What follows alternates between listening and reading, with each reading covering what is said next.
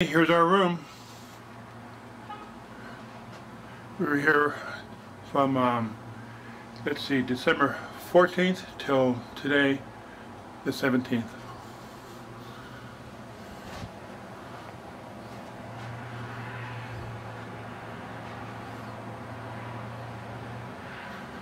A nice tub in here.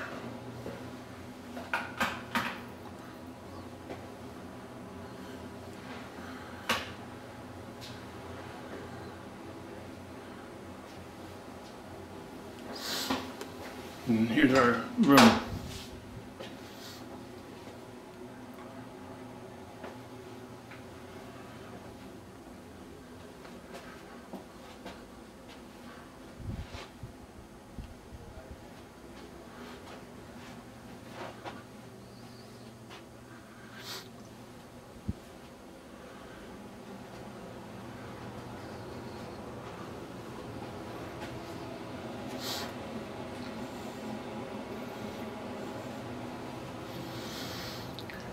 And here's our balcony out here.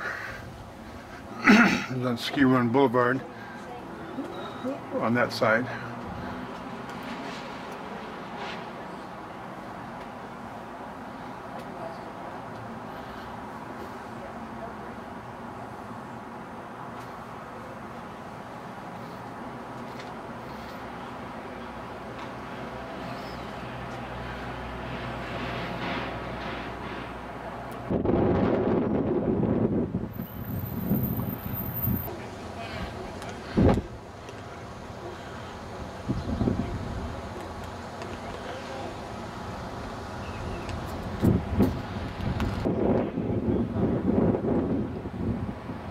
It's pretty windy right now.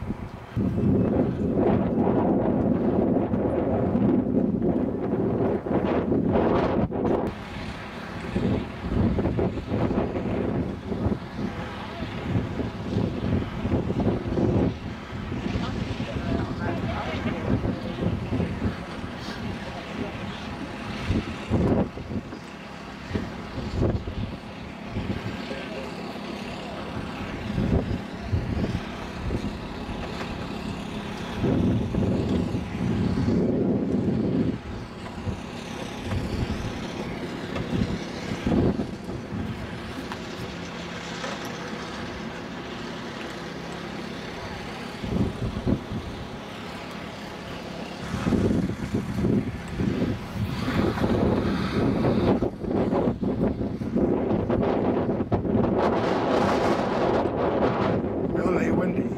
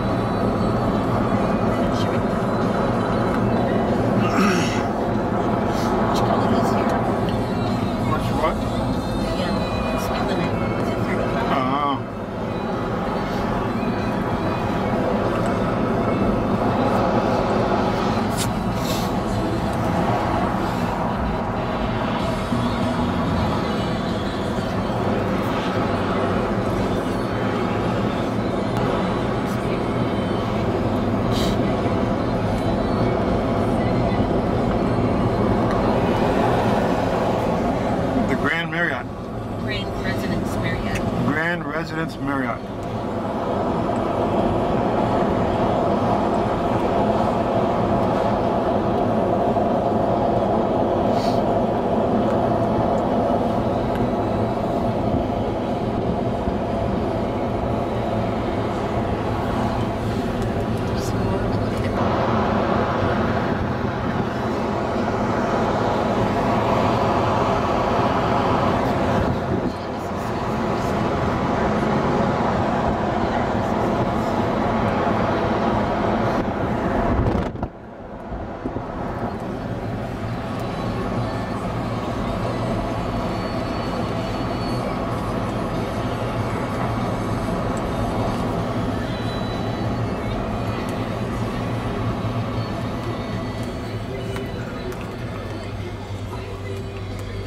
This is where we saw the female impersonators.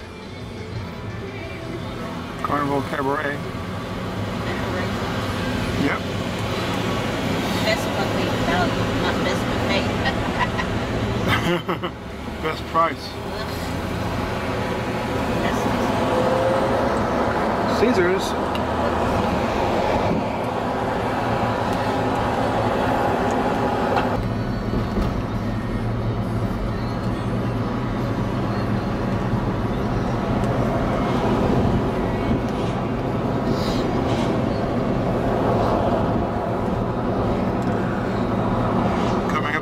Hill.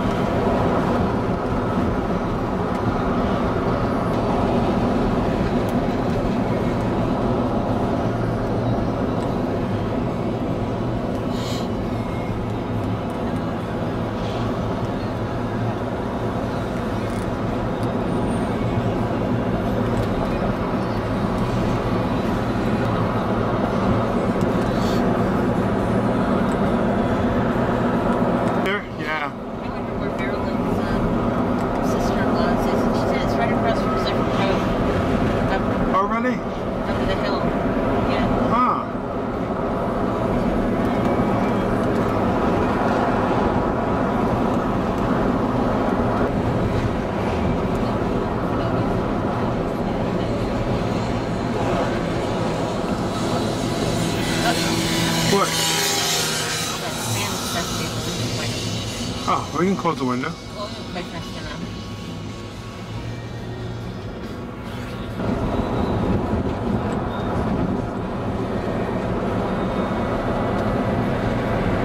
so pretty. Yeah.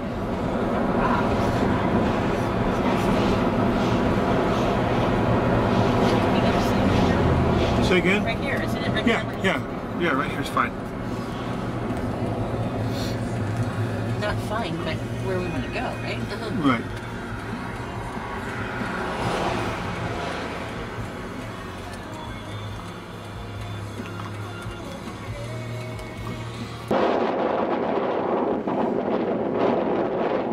It's really windy now. I have the sound, what's called wind cut enabled right now, so should be okay.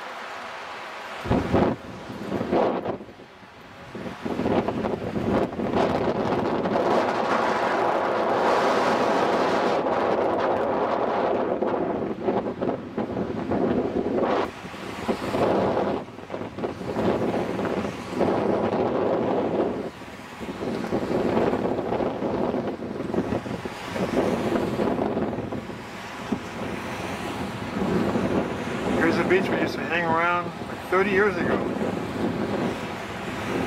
A little over 30 years.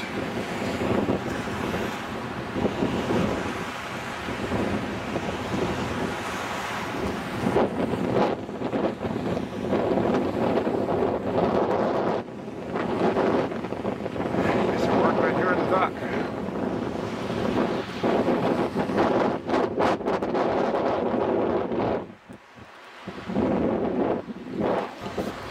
Look how nice and clear that water is. Yeah. I would love to go on that catamaran.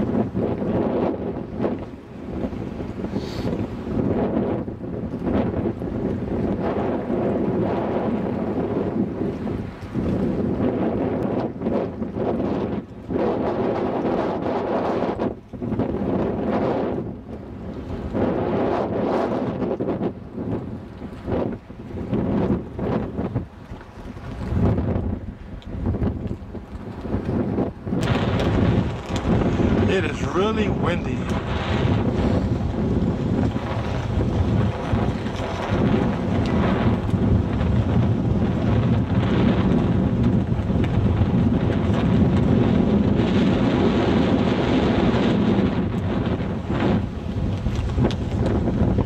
Water is very clear.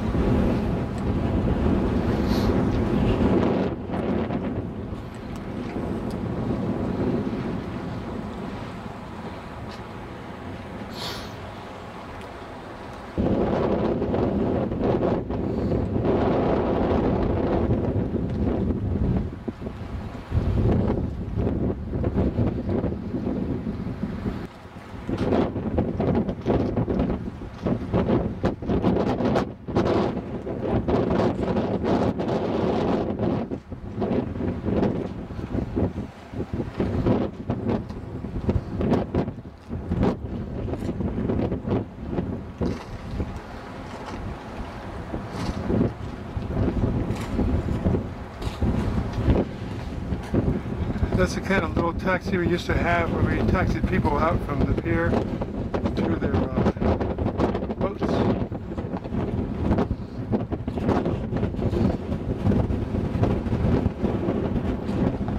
Quite a few of the people let us drive their boats out there and then we swim.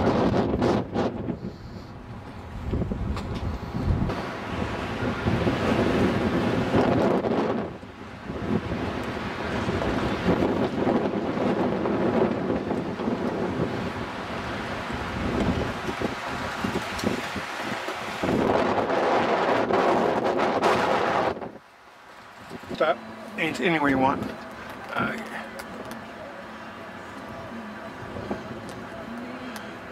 The whole family.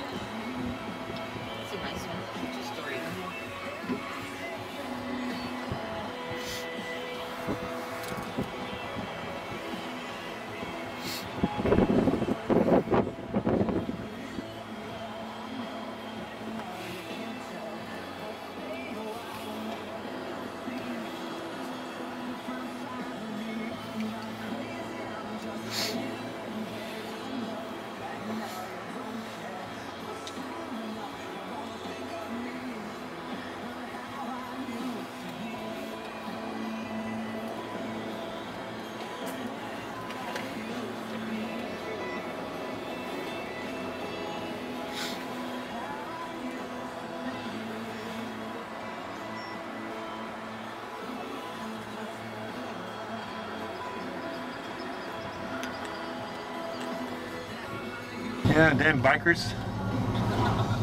Let me take a video of them getting hit.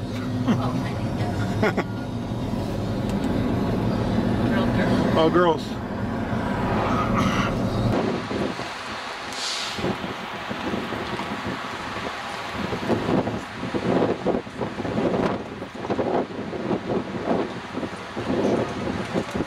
There's a Dixie. First time I was on it was in around 72. So that was 31 years ago.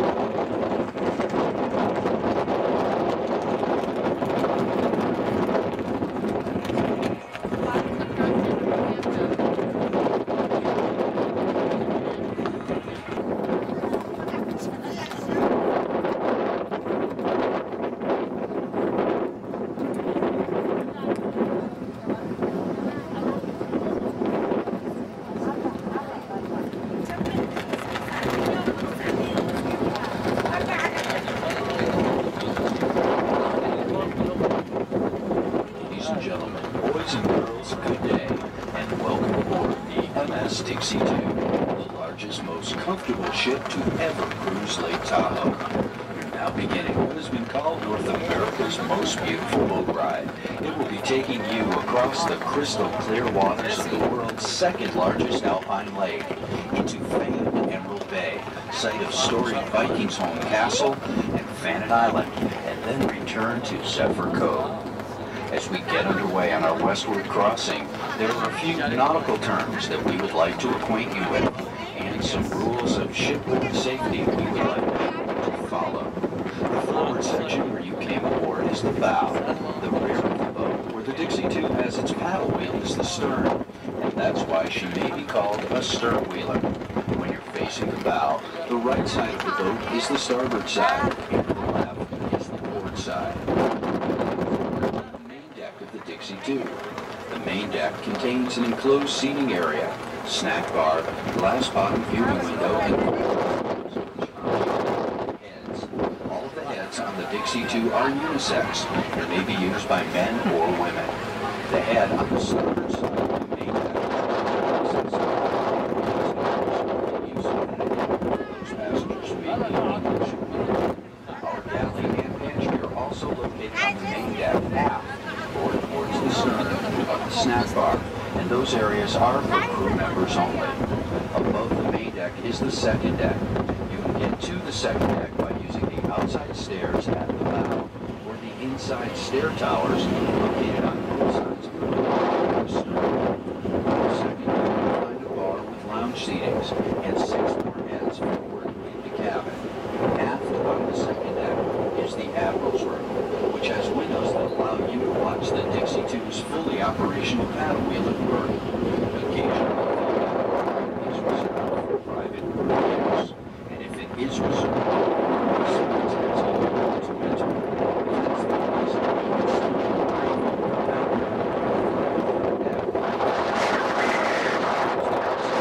at the bow, or the inside stair towers located on both sides of the boat near the stern.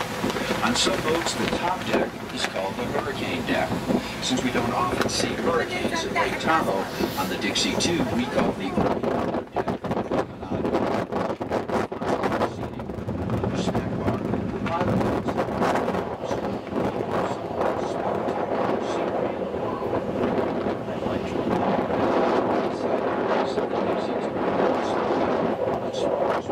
ashtrays on the bottom areas and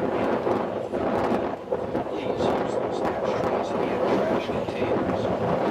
Circumstances should any traffic, and if you're running in any one of these wet spots, you can use the side. It goes very deep and always use the handrails when climbing the stairs. Please remain in the stairs to the port side. On the second deck, they are in 2 storage lockers under the forward stairs. On the third deck, they are stored in the white bench seats.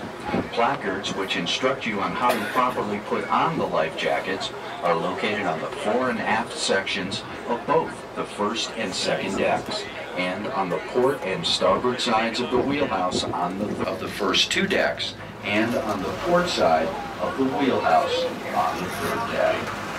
Thanks for your cooperation.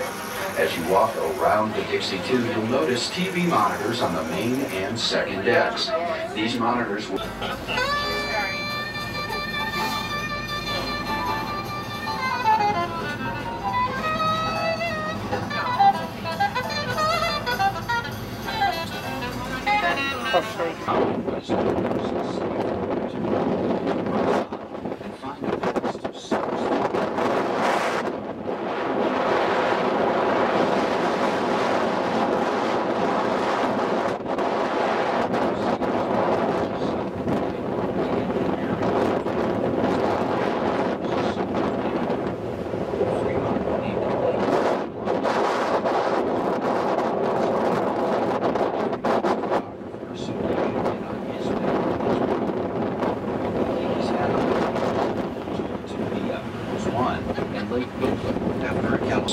The final step in the process will be the removal of the dead trees. The removal will lessen the competition for space and allow both the Jeffries and the remaining white feathers to thrive again. The removal will happen in one of 2 ways. Either man will undertake the difficult and expensive task of removing them, or nature will use its method of thinning forests and burn them. Another depletion was that of the virgin fishing grounds of the lake. During the boom days of the last half of the 19th century, what became a nationally famous trout fishing industry sprung up to feed miners, lumberjacks, and railroad men, as well as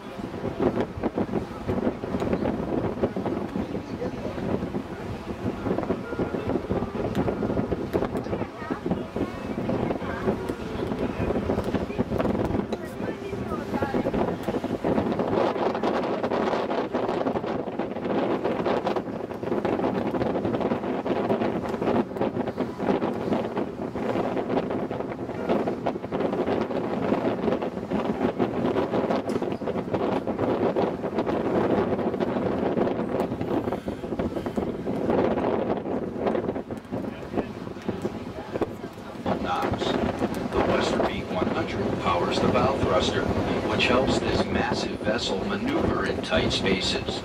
Equipment on the bridge includes Verano 1720 radar, Data Marine 2490 depth sounder, and 3 VHF radios.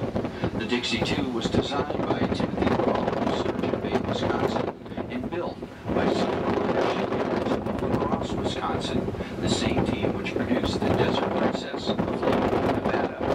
The Dixie II was constructed on the Mississippi headwaters in Wisconsin and transported from main sections to Lake Tahoe by Perkins Specialized Transport of Farmington, Minnesota, on specially built tractor-trailer rails. Her final assembly took place in the main parking area at Zephyr Cove Resort, and she was launched on May 4, 1994 by Nichols Brothers of Whidbey Island, Washington.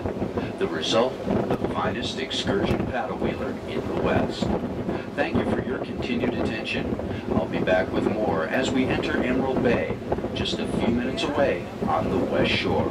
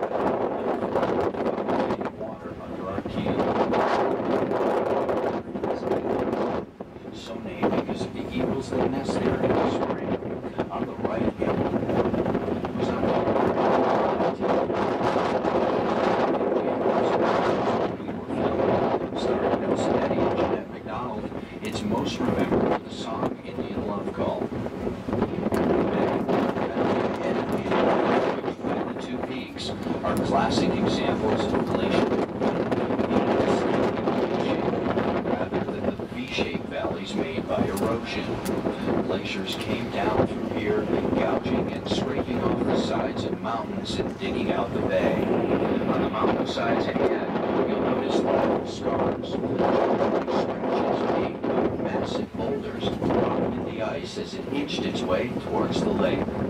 And that almost shiny appearance on the rock face was also caused by the ice. It's called glacial polish. Looking over on the left, the ridge of land that starts at Eagle Point and rises to meet the mountains is known as a moraine. A glacial moraine is formed by debris, rock, mud, and boulders that the glacier picks up and drops to one side as it moves along. Further south, Fallen Leaf Lake, by glaciers.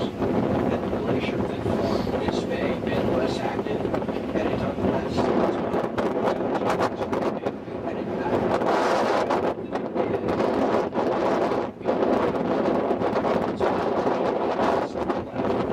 notice a large T-shaped scar on the side of the mountain, a slide area brought about by both man and nature. In 1913, the first road to Rebel Bay was blasted out the side of that mountain.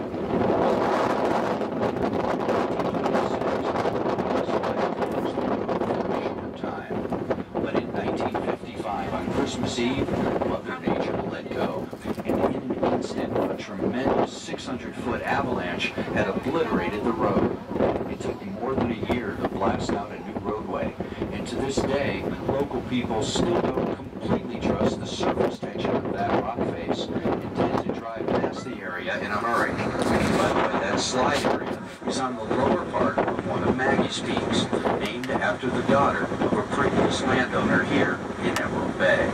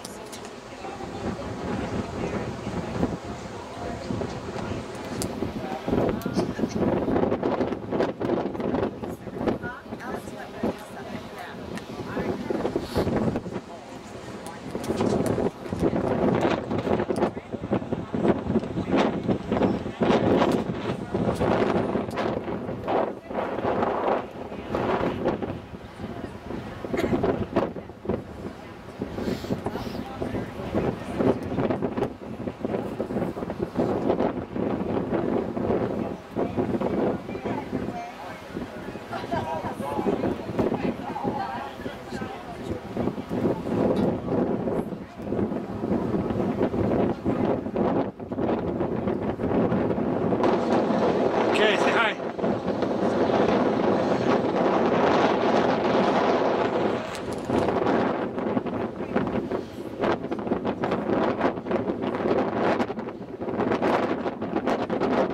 You can stay right there. Go down.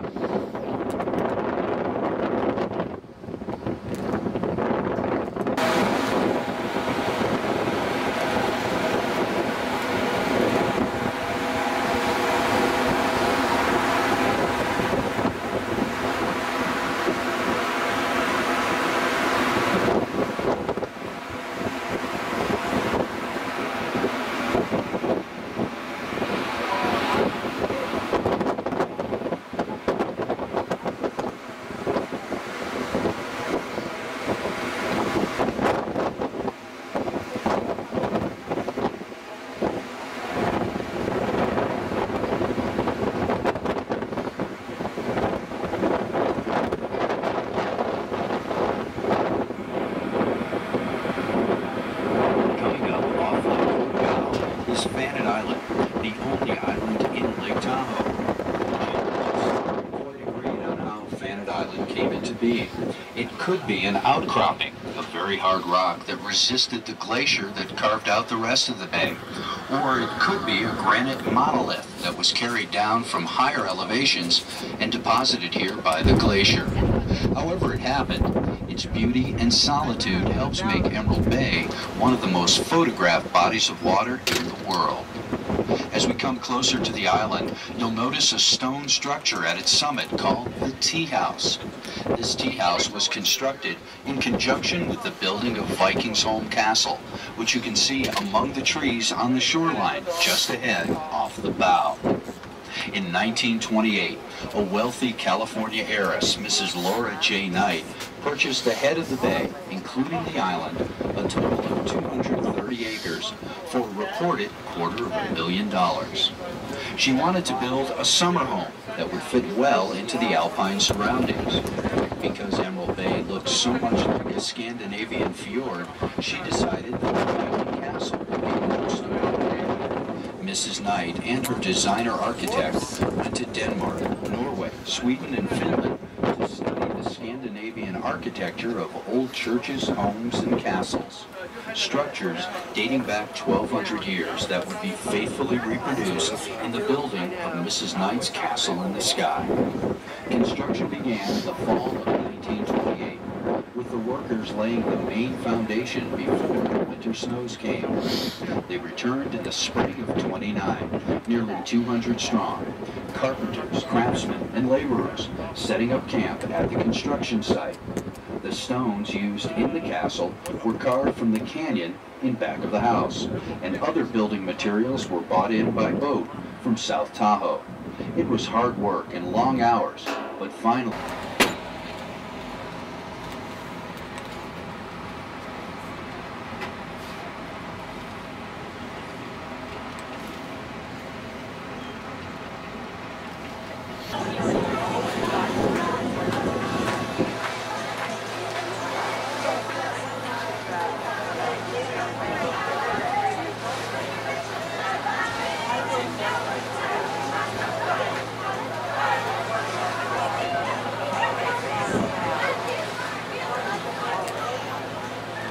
feet to the bottom.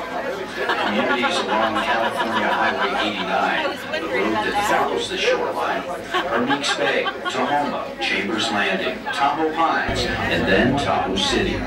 Tahoe City has the one and only outlet of Lake Tahoe, the beginning of the Truckee River, one of the shortest rivers in the world.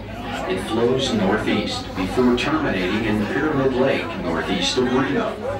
At Tahoe City, there is a 6-foot-high dam with gates to control the water level in balance to the water needs of downstream users. However, federal and other laws establish a minimum level of 6,223 feet and a maximum of 6,229 feet above sea level. It's interesting to note that more water evaporates from Lake Tahoe every day, some 1,400,000 tons, than ever goes over the dam gates in Tahoe City. At Tahoe City, Highway 89 leaves the lake and winds its way north along the Truckee River to meet Interstate 80 at Truckee. Just off this route is Squaw Valley, site of the 1960 Winter Olympics. Back in Tahoe City, State Highway 28 picks up where 89 leaves off to continue around the north shore of the lake, going through Lake Forest, Carnelian Bay, Tahoe Vista, Kings Beach, and Rockaway. If you look due north, you'll see a tall, light-colored structure on the horizon, one of the casinos on the north. If you look closely above the casinos, you'll see a distinct narrow line where the timber has been cleared going up the side of the mountain, cut by loggers many years ago to mark the state line boundary.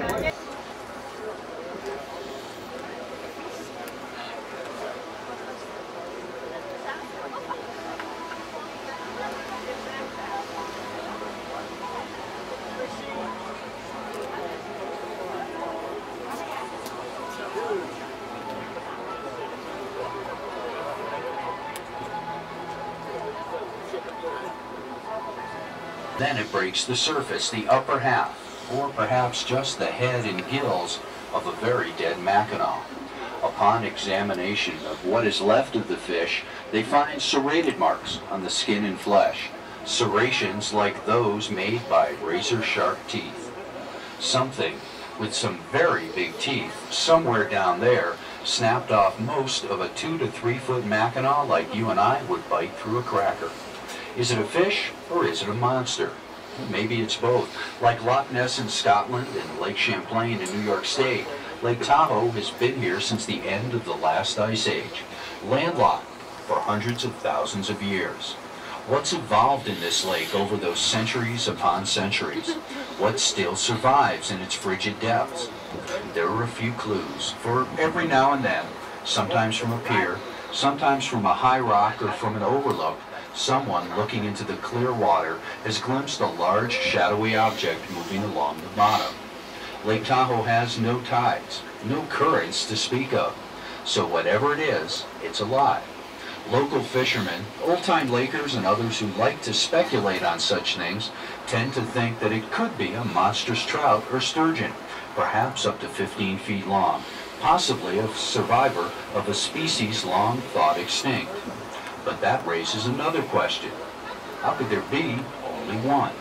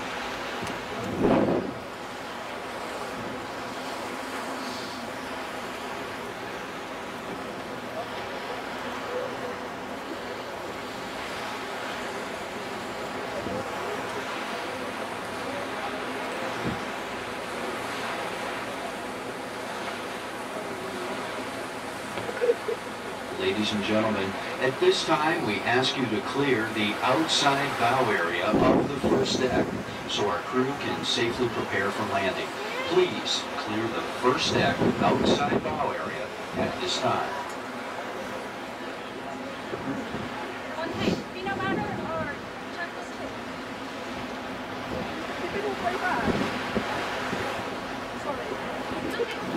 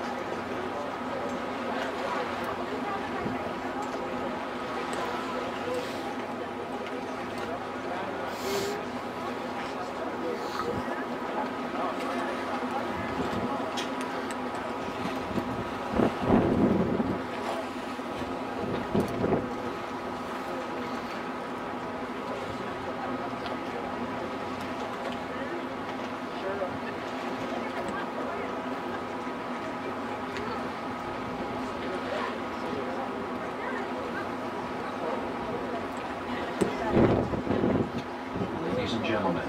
As we come into Zephyr Cove, we're nearing the end of our cruise to Little Bay. As you prepare to disembark, please check to see that you have your cameras, binoculars, jacket, and car keys. We'd like to remind you that your pictures, which were taken at the beginning of the cruise, will be on display on the brown boards just off the pier to the left.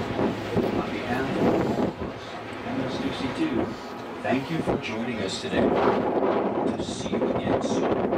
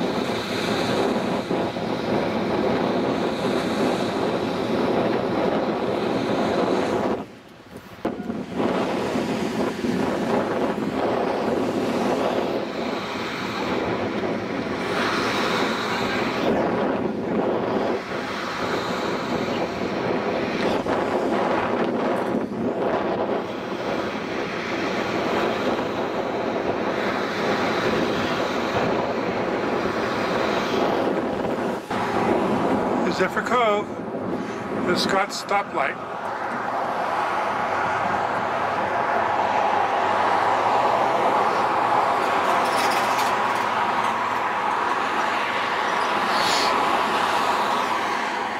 The gas station used to be right about here. And our trailer used to be right over there by the rocks.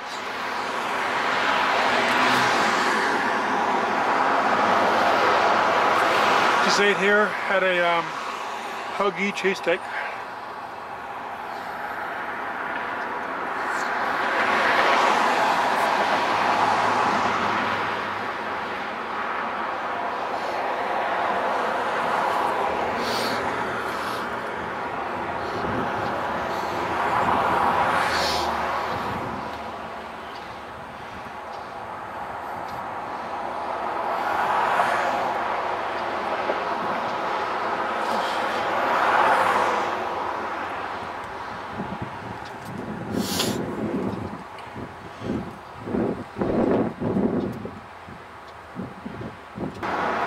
So last cigarette, huh? Ever? Last cigarette ever?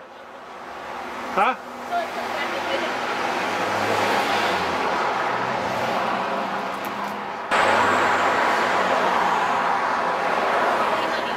Yeah.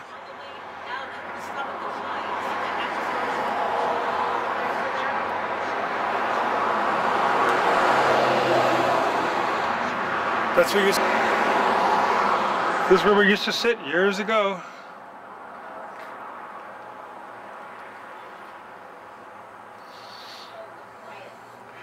All of a sudden, it got quiet.